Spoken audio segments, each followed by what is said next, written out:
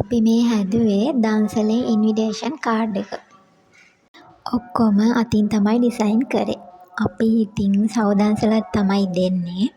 ඒකට පාන්දර නැගිටලා අපි මේ විදිහට පොල් ගාලා තිබ්බා. මෙතන සීනි ටිකක් උණු කරගන්න දාලා තියෙනවා. සව් වලට අර ලස්සන බ්‍රවුන් කලර් එක ගන්න.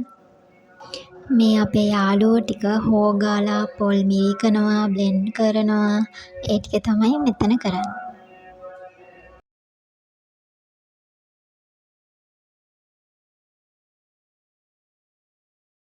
උපරිම පොල් වලින් කිරි ගන්න ඉතින් අපි මේ විදිහට කොටලත් පොල් කිරි ගත්තා.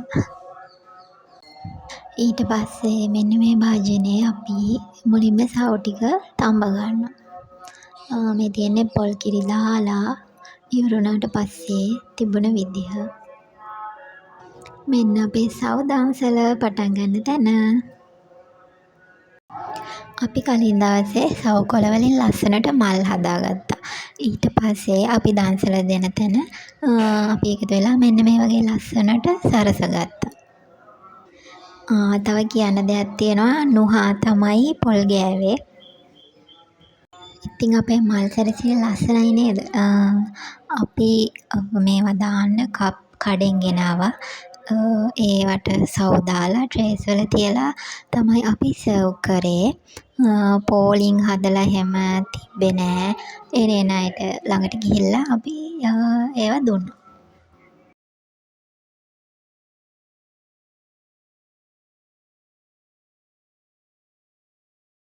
අපි මුලින් පොඩි භාජන වලට ගෙනල්ලා තමයි මෙතන තියාගත්තේ. ඊට පස්සේ අපේ ශක්තිවන්තව සෙට් එක ගිහිල්ලා ගේන්නේ මේ ලොකු භාජනය. අපි අර සව් හදපු ලොකු එක.